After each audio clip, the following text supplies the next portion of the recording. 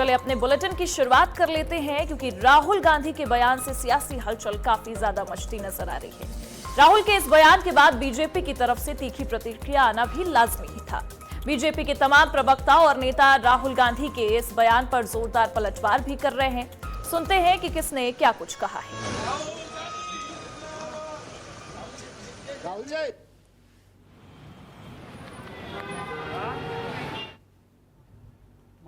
नफरत के भाईजान, जिस प्रकार की भाषा राहुल गांधी ने ओबीसी समाज से, गरीब समाज से आने वाले प्रधानमंत्री के लिए की है, उनको गद्दार कहना, ये दिखाता है उनके संस्कार किस प्रकार के। और कांग्रेस ये इस प्रकार की भाषा पीएम के लिए इस्तेमाल करे, इसमें कोई हैरानी की बात नहीं। 150 गालियां दी है उन्होंने तो। प्रधानमंत्री मोदी जी की माताजी को बिहार चुनाव में गाली दी। यही राहुल गांधी ने कहा कि लाठी डंडे से मोदी जी को मारेंगे। कांग्रेस के नेताओं ने बोला कब्र खुदेगी मोदी की। खड़गे जी ने भी बोला सांप है, रावण है। तो ये बार बार, क्योंकि पीएम ओबीसी समाज से है, वो गरीब समाज से आते, तो उनको गाली देने का कार्य करते हैं और ये उनकी मानसिकता को भी दर्शाता है। जहां तक गद्दारी की बात है, तो राहुल गांधी जी, आप अपने परिवार का इतिहास देख लो। हर क्षण और हर मोमेंट में गद्दारी करने का काम किसने किया है? अक्साई चीन देकर, पीओके देकर, 71 में मौका था तो पीओके न लेकर, और 26/11 के बाद पाकिस्तान पर कोई हमला न करके, मुझे लगता है कि देश को समझ में आ जाता है। देखिए, राहुल गांधी 140 करोड़ देशवासियों को गद्दार बुला रहे हैं। राहुल गांधी टुकड़े टुकड़े गैंग के लीडर हैं और राहुल गांधी के नेतृत्व में कांग्रेस पार्टी, मुस्लिम लीग, माओवादी कांग्रेस बन चुकी है। जिस तरीके से पाकिस्तान की भाषा होती है, ठीक उसी तरीके से राहुल गांधी की भाषा है, क्योंकि ऐसे शब्दों का प्रयोग सिर्फ और सिर्फ पाकिस्तान और पाकिस्तान समर्थित आतंकवादी करते हैं।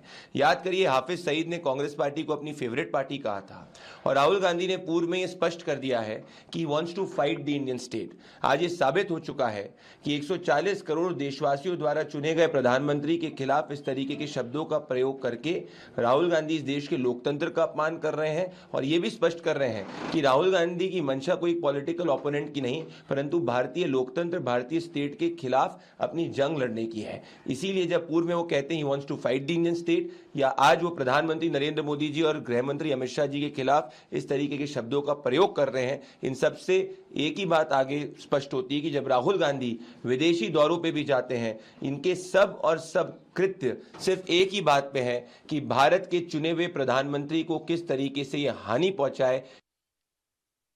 राहुल गांधी मानसिक संतुलन खो बैठे हैं, बहकी बहकी सी बातें कर रहे हैं। उनकी भाषा, उनके भाव, उनकी भंगिमा ये बता रहे हैं कि कांग्रेस पार्टी आज कितनी दुर्दशा में है और इसीलिए लगातार वो आपत्तिजनक शब्दों का इस्तेमाल कर रहे हैं। हैबिचुअल ऑफेंडर हो चुके हैं, बार बार कोर्ट की फटकार पा चुके हैं, कई मुकदमे उनके खिलाफ पंजीकृत हैं, लेकिन देश के विपक्ष का नेता इस प्रकार की भाषा का प्रयोग करे, देश स्वीकार नहीं कर सकता है और राहुल गांधी को इसका खामियाजा भुगतना पड़ेगा। पूरी कांग्रेस पार्टी को इसका खामियाजा भुगतना पड़ेगा।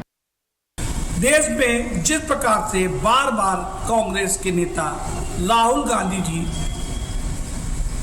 हमारे आदरणीय प्रधानमंत्री जी को, उनके खिलाफ अपशब्दों का प्रयोग करते हैं और उसके बाद मुकदमा दर्ज होने पे बार बार अदालत में जाकर माफ़ी मांग लेते हैं। आज अमेठी की सभा में उन्होंने फिर से देश के सर्वोच्च पदों पर बैठे हुए हमारे आदरणीय प्रधानमंत्री जी को, गृह मंत्री जी को, आरएसएस को उन्होंने गद्दार शब्द से संबोधित किया।